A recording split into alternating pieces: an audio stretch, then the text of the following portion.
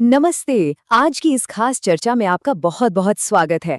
आज हम बात करने वाले हैं भगवद गीता के 16वें अध्याय की। और यकीन मानिए, इसमें छिपे हुए मनोवैज्ञानिक पाठ आपकी जिंदगी को देखने का नजरिया बदल सकते हैं।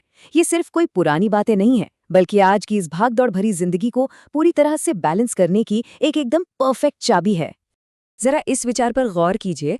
हम अक्सर सोचते हैं ना कि बस मंदिर जाना या सिर झुकाना ही काफी है, लेकिन असल में अगर हमारा मन विनम्र नहीं है, दिल साफ नहीं है, तो इन सब बाहरी दिखावों का कोई मतलब नहीं है। जब तक हमारा अपना अहंकार, हमारा ईगो खत्म नहीं होता, तब तक अंदर वो रोशनी, वो कृपा नहीं आ सकती। हमारे दिल ही सबसे बड़ा मंदिर है ना। तो आज के हमारे इस सफर का रोड मैप कुछ ऐसा रहेगा। हम शुरुआत करेंगे हृदय के सच्चे मंदिर से, फिर समझेंगे हमारे ही अंदर बैठे देवता और दानव को। इसके बाद हम प्रकाश के मार्ग, पतन के रास्ते, नरक के 3 द्वारों और अंत में शास्त्रों के मार्गदर्शन पर बात करेंगे। चलिए, बिना किसी देरी के शुरू करते हैं। आइए हमारे पहले पड़ाव से शुरुआत करते हैं, हृदय का सच्चा मंदिर, यानी बाहरी कर्मकांडों और दिखावे से बहुत आगे की बात। आपने शायद ध्यान दिया हो, पिछले अध्याय में हमने समझा था कि ये दुनिया एक माया जाल है, राइट?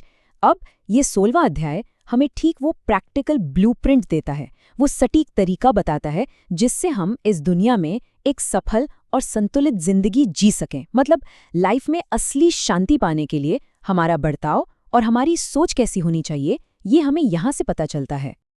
अब आगे बढ़ते हैं हमारे दूसरे अहम हिस्से की तरफ, भीतर के देवता और दानव। ये हमारी खुद की मनोवैज्ञानिक स्थितियों को गहराई से समझने के बारे में है। इस कॉन्सेप्ट को देवासुर संपदा विभाग योग कहा जाता है। नाम थोड़ा भारी लग सकता है, लेकिन इसका मतलब बहुत ही खूबसूरत है।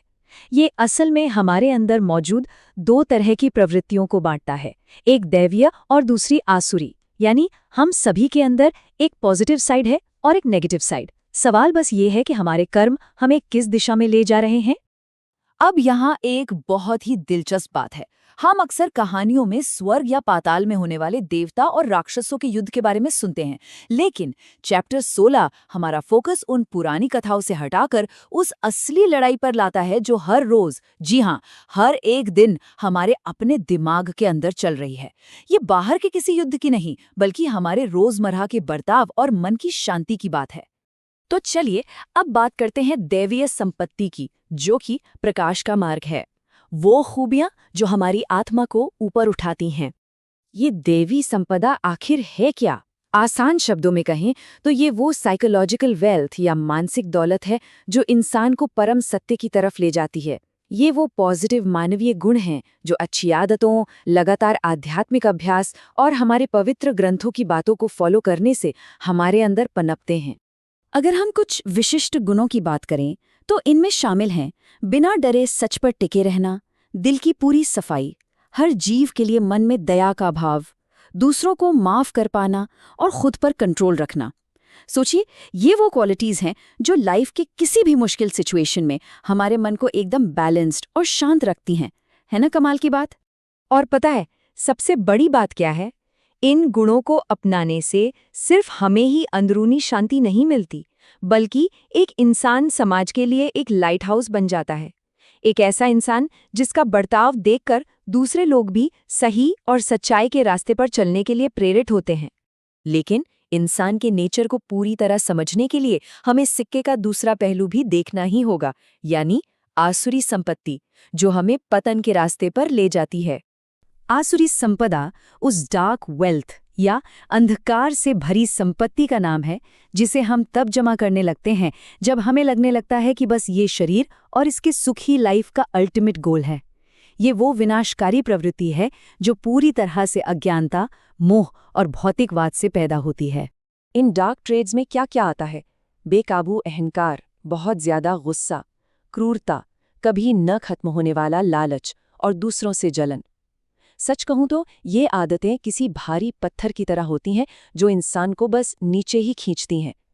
ये हमें दिखावे और इच्छाओं के एक ऐसे लूप में फंसा देती हैं जहां से इंसान का गिरना बिल्कुल तय है। जरा इन दोनों नजरियों को एक साथ रखकर देखिए। दैवीय गुण हमें सबसे गहराई से जोड़ते हैं, हमें हर चीज में उस ऊपर वाले की बनाई रचना नजर आती है। और दूसरी तरफ ये आसुरी लक्षण हमें इतना अंधा कर देते हैं कि हमें दुनिया की सतही चीज़ों के अलावा कुछ दिखाई ही नहीं देता। इंसान सिर्फ अपने अहंकार में ही फंसा रह जाता है। और अब हम पहुंचते हैं इस चर्चा के सबसे क्लाइमैक्स वाले हिस्से पर, नरक के 3 द्वार, मानवता के लिए सबसे बड़ा जाल। हमारे स्रोत बहुत ही क्लियर शब्दों में हमें इन 3 स्टेप्स के बारे में वार्न करते हैं। काम, क्रोध और लोभ। काम हमारे दिमाग को दुनिया भर की इच्छाओं में जकड़ लेता है। गुस्सा हमारे सोचने समझने की ताकत को बिल्कुल खत्म कर देता है। और लोभ, लालच तो ऐसा है जो कभी इंसान को संतुष्ट होने ही नहीं देता।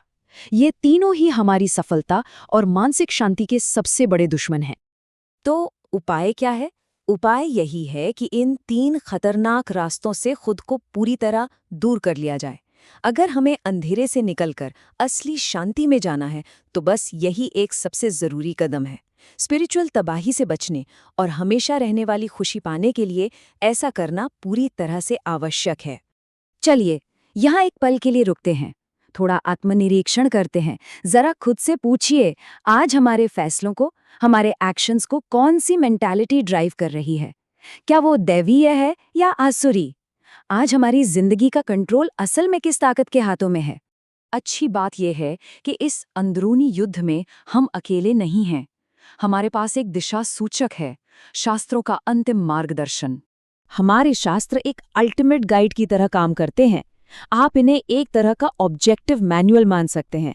ये हमें साफ साफ बताते हैं कि हमें क्या करना चाहिए और क्या बिल्कुल नहीं करना चाहिए, ताकि हम अपने खुद के कन्फ्यूजन और ईगो को किनारे रखकर एकदम सही फैसले ले सकें। ये एक बहुत ही गहरी बात कही गई है कि क्या करना है और क्या नहीं, इसके लिए शास्त्रों को ही अपना प्रमाण मानिए।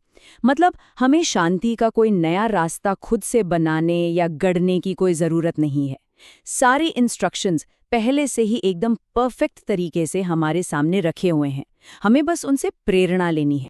तो अगर हम आज के इस पूरी चर्चा को समराइज करें तो याद रखने वाली बात यह है कि हर नया दिन हमारे पास एक चॉइस लेकर आता है।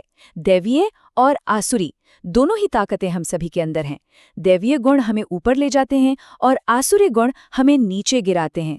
काम, क्रोध और लोभ सबसे बड़े ट्रैप हैं और हमारे पवित्र ग्रंथ ही वो अल्टीमेट रोडमैप है जो हमें सच्ची शांति तक पहुंचा सकते हैं। हम अपनी इस चर्चा को एक आखिरी विचार के साथ खत्म करते हैं। अब सवाल ये है कि क्या हम उन 3 द्वारों को हमें एक अंतहीन कन्फ्यूजन और बर्बादी में खींचने देंगे, या फिर हम जानबूझकर पूरे होशो-हवास में अपने ही दिल में छुपी उस दैवीय संपत्ति को जगाएंगे? क्योंकि जब दोनों ही ताकतें हमारे अंदर मौजूद हैं तो कल सुबह उठकर हम किसे पोषित करना चुनेंगे, ये फैसला पूरी तरह से हम पर है।